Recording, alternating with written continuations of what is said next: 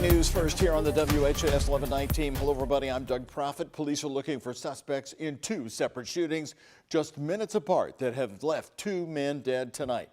Major Nick Owen with the Louisville Metro Police Department says the first call came in at about 7:15 tonight at 10th and Broadway. That is at the Platinum Food Mart. When officers arrived, they found a man with gunshot wounds who died at the scene. The man was outside when police arrived, but investigators are still working to find out whether the shooting happened inside the food mart or outside of it. Right now, there are no suspects in this shooting near downtown Louisville. And then about 15 minutes later, officers were called to this scene at 26th and Madison Streets. That's also in the Russell neighborhood. When they got there tonight, they found a man who had been shot. He died at the scene. Right now, they have no suspects, and Major Owen says they need people to come forward to help them with information. This occurred in broad daylight, a heavily trafficked area, so I'm pretty confident there are witnesses. I would encourage those witnesses to step forward, contact 574 LMPD, and give us any information you can to help us make an arrest in this case. Right now, we've also learned police say they don't believe the shootings are related. Investigators are asking anybody with information about either one of these shootings to help their detectives by leaving an anonymous tip. The number to call is 574 LMPD. You can also provide information through the police department's online portal. New on the WHAS 1119, the storm recovery continued well after sundown tonight. In fact, we found one East End street paralyzed with storm damage so bad there's no way in or out of it. And that's off Ormsby Lane between Linden and Middletown. WHAS 1119's Taylor Woods and photojournalist Ian Hardwitt are live in that area again tonight with an update on how things are going there. Taylor, I see a lot of activity there behind you.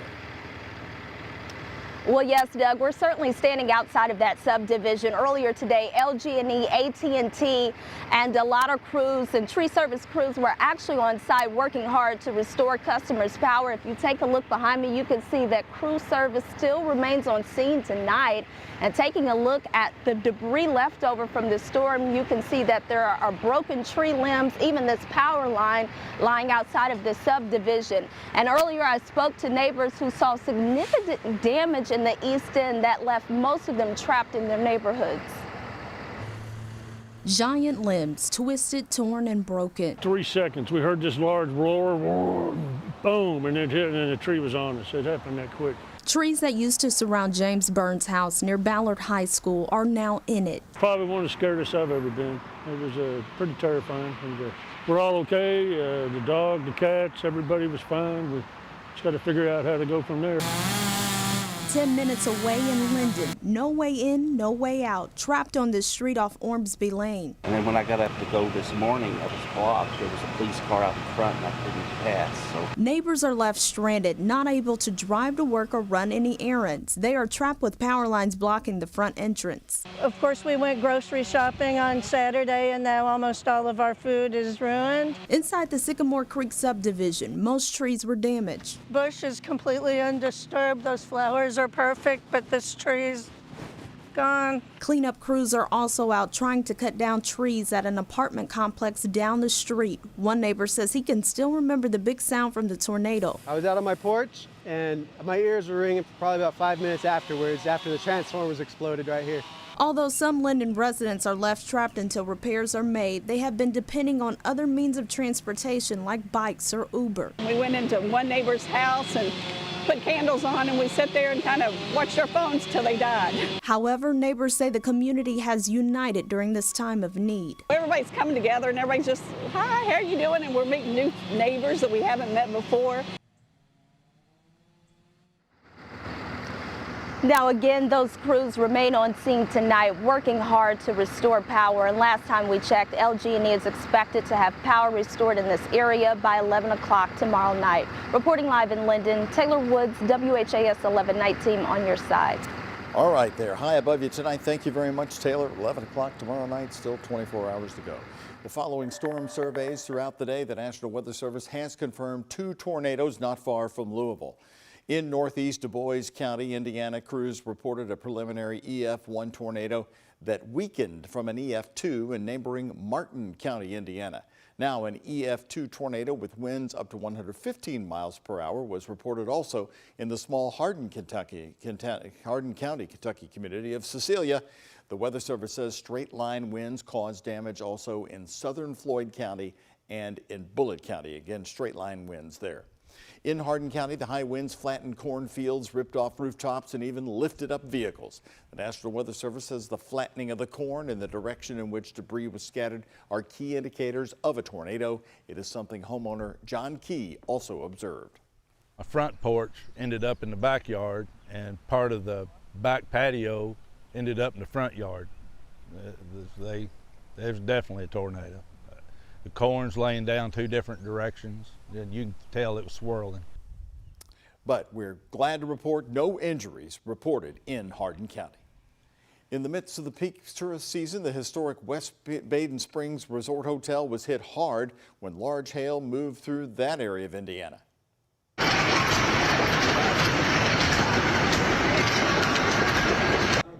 You guessed it, that is the sound of the hail hitting that dome guests and employees heard inside the West Baden Springs Hotel in West Baden, Indiana, as the baseball-sized hail hit the historic atrium.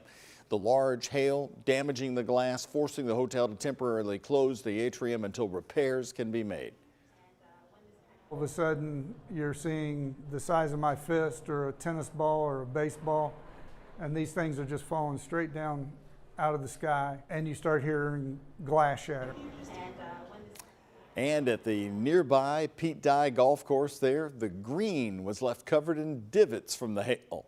Crews were out early this morning to get the repairs made, and golfers were even out playing today. No injuries were reported. Now we have the latest power outage numbers for you from LG&E, and so far you could say the utility has done a remarkable job considering where Louisville was trending at this very time last night. You're looking at the live LG&E power outage map. At this point last night, upwards of 22,000 LG&E customers in Jefferson County alone were without power. Right now that number stands at just over 4,000. Now the zip code of 40242 in the East End is still the most stubborn problem spot. It's been hovering around 1,400 outages for most of the day and remains at that point tonight. Because of the power outages, JCPS says the Backpack League and activities at Stuart Frost campus will be canceled again tomorrow. All other JCPS student activities will resume as scheduled on Tuesday. More local news tonight. A memorial has been created and is growing tonight on River Road near Waterfront Park, where a woman was killed in a motorcycle crash. Loved ones have placed flowers and balloons near Dockview Drive, where 26-year-old Bobby Stacy died late Saturday night. Police say Stacy was riding a motorcycle when she crashed into the back of a car as it slowed down to turn into an apartment complex. She died at the scene. A man pleaded guilty today to killing his wife and shooting at his children in Shively, hurting his 11-year-old daughter. It happened in July of 2022. Ronald Burdett admitted to shooting and killing his wife in front of his children. He then turned the gun on his 11-year-old twins. The girl was hit in the neck, but the boy was not hurt. The two children were the ones who called 911. He pleaded guilty to murder, assault, and wanton endangerment. The recommended sentencing for Burdett is at least 25 years, and he will be sentenced in August. The family of the employee who was shot and killed at the Shively Animal Clinic is protesting the decision of a grand jury. My son's murderer walked free for being an unethical prosecutor. The family of T.J. Taylor held this rally at Jefferson Square Park today downtown in response to the grand jury's decision to clear the shooter last week, calling it a case of self-defense. The Commonwealth's Attorney's Office says security video shows Taylor being the initial aggressor, but the Taylor family says this was an unfair decision. They claim the prosecutor did not show all of the evidence. We're not giving up. No, we're not going to give up. But they need to vacate that office. If they're not going to give the citizens in Jefferson County the justice that they deserve, they need to vacate. This is not the change this city needs. It's important to note the grand jury watched the video of the shooting and found the evidence does not support the family's claims. If you would like to watch the video for yourself, we do have it posted on WHAS11.com. Old National Bank here in Louisville has now opened the doors of their brand new downtown branch just blocks away from their former location where 5 people were killed in the mass shooting on April 10th. The branch moved to the Mercer building at 4th and Market from Preston Point after the shooting by an employee. Several other employees and an LMPD officer were also hurt that day. The new banking center is on the first floor of the building. previously occupied by Stockyards Bank and Trust.